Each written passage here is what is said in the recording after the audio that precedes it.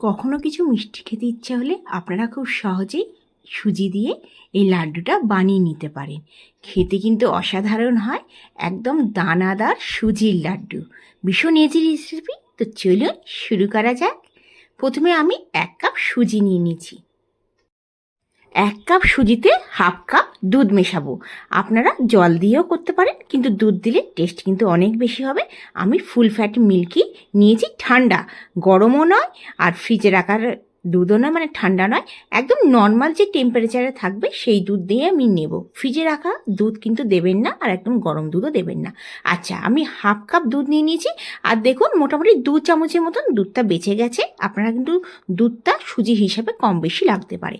আচ্ছা, এবার আমি এতে দেব 2 চামচ সর, মানে মালাই। আমি ফুল ফ্যাট মিল্ক ইউজ করি, তাতে আমি 2 চামচ সর ইউজ করব। আচ্ছা, আপনারা সরের জায়গায় মনে করুন সর নেই, আপনারা পাউডার মিল্ক ইউজ করতে পারেন। পাউডার মিল্ক দিলেও বেশ টেস্টটা বাড়বে, আর সর দিলেও টেস্টটা বাড়বে। আচ্ছা, হাত দিয়ে ভালো করে আমি মেখে নেব। একটু মাখালে না নরম হতে হবে। দেখুন, একদম শক্ত মাখবেন না, তাহলে কিন্তু কী হবে, আমি 10 মিনিটের জন্য রাখবো, তাতে কিন্তু সুজি আরও শক্ত হয়ে যাবে। আপনারা এটা মাথায় রাখবেন, সুজিটা যেন একটু নরম থাকে, জল ভীষণ টানে। আচ্ছা, এবার আমি ঢাকা দিয়ে 10 মিনিটের জন্য রেখে দেবো। আপনারা আধা ঘন্টার জন্যও রাখতে পারেন, ওতে কোনো অসুবিধা হবে না। আচ্ছা, এবার ঢাকনা দিয়ে আমি 10 মিনিটের জন্য রেখে দিলাম। 10 মিনিট পর ফিরে আসছি। দেখুন, সুজিতে কিন্তু অনেকটা জল টেনে নিয়েছে, এই জন্যে সুজিতে একটু বেশি করে দুধটা দিতে হবে, যাতে একটু সুজিটা নরম থাকে। আচ্ছা, আমি হাফ চামচেরও হাফ দিলাম ঘি। আপনারা ঘিয়ের জায়গায় রিফাইন অয়েল দিতে পারেন। একটুখানি হাতে যদি চ্যাটচ্যাট লাগে কিংবা নরম যদি বেশি লাগে ডোটা, তখন একটুখানি ঘি কিংবা রিফাইন অয়েলটা দিয়ে দিতে পারেন। আচ্ছা, আমি ভালো করে হাত দিয়ে এটাকে একটুখানি মেখে নেব। মেখে নিয়ে আর দুটো ভাগে আমি ভাগ করে নেব। আপনাদের যদি সুজি বেশি থাকে তাহলে 3 ভাগে ভাগ করতে পারেন, আমি 2 ভাগে ভাগ করে নেব।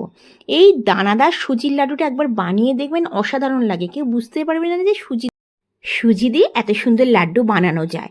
ভীষণ ইজি। আপনাদের ঘরে কোনো আত্মীয় স্বজন এলো, লোকজন এলো, আপনার চটপট বানিয়ে নিতে পারেন। আচ্ছা, 2 ভাগে ভাগ করে আমি রুটির মতন বেলে দেবো। কোনো অসুবিধা নেই, মানে একটুখানি টেরা বেঁকা হলেও কোনো অসুবিধা হবে না। যে করে হোক, আপনারা যেরকম হোক একটু বেলে নেবেন। আমি দেখুন খুব একটা পাতলা করিনি, এটা মাথায় রাখবেন যে রুটির মতন যেরকম রুটি হয় সেরকমই আমি বেলে নেব।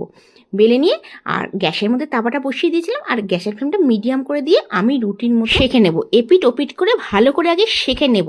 সেঁকে নিয়ে আর পর আমি ওপর থেকে ঘি দিয়ে দেবো চামচ করে। আচ্ছা, ততক্ষণে আমি আরেকটা যে ডো রেখেছিলাম সেটাকেও আমি রুটির মতন বেলে নিই।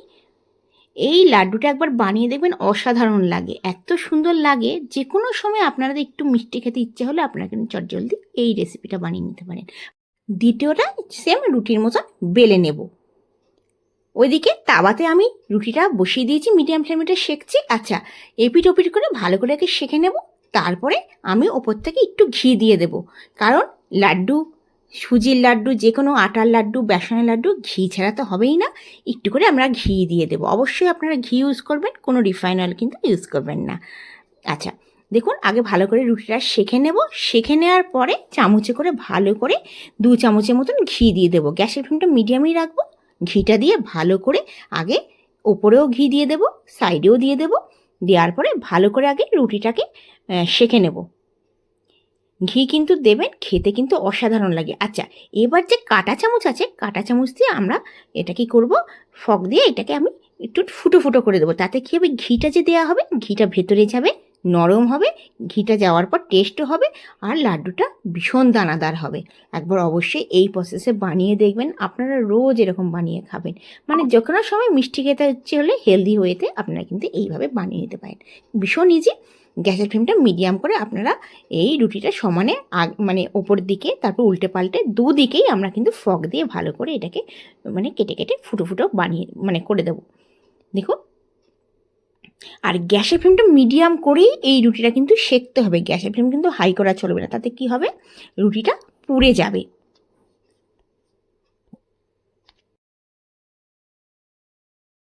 দ্বিতীয়টা সেম প্রসেসে মিডিয়াম ফ্লেম করে আমরা ভেজে নেব, এপিট ওপিট করে। তারপর ঘি দিয়ে দেবো 1 চামচ, মানে 1 চামচ ওপরে দিয়ে দেবো, নিচে 1 চামচ, 2 চামচ ঘি। টোটাল দুটো রুটিতে 4 চামচ ঘি দেবো, কারণ হালুয়া এইটা বাইন্ডিংয়ের জন্য ঘিটা দরকার। অবশ্যই ঘিটা দেবেন, রিফাইন অয়েল দিতে যাবেন না। এই যে সুজির লাড্ডুটা অবশ্যই ঘি দিয়ে আপনারা ফ্রাই করবেন। আচ্ছা, এপিট ওপিট করে আমরা ভেজে নিলাম, নিয়ে আমরা তুলে নেব।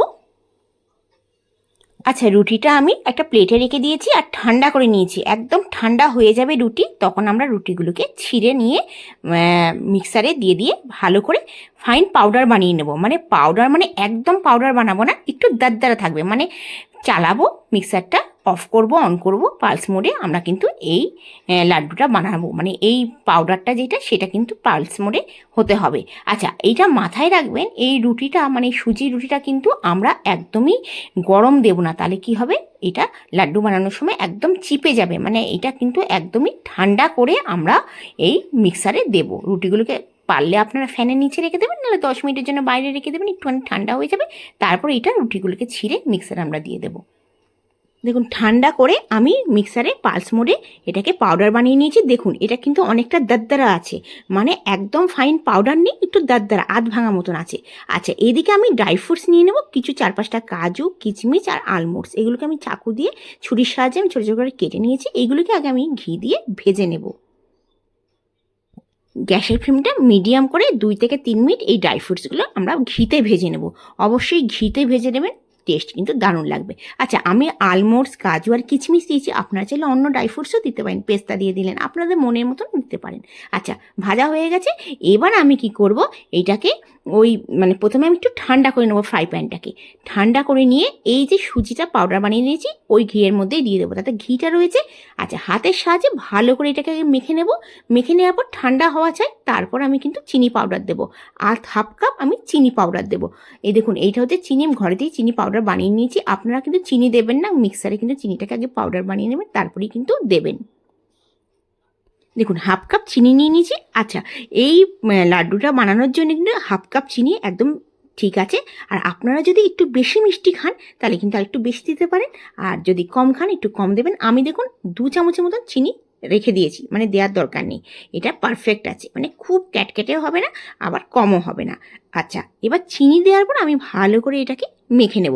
আপনারা কিন্তু অবশ্যই ঠান্ডা হওয়ার পরেই চিনিটা দেবেন, চিনি পাউডার দেবেন, নালে কিন্তু এটা জল বেরিয়ে যাবে।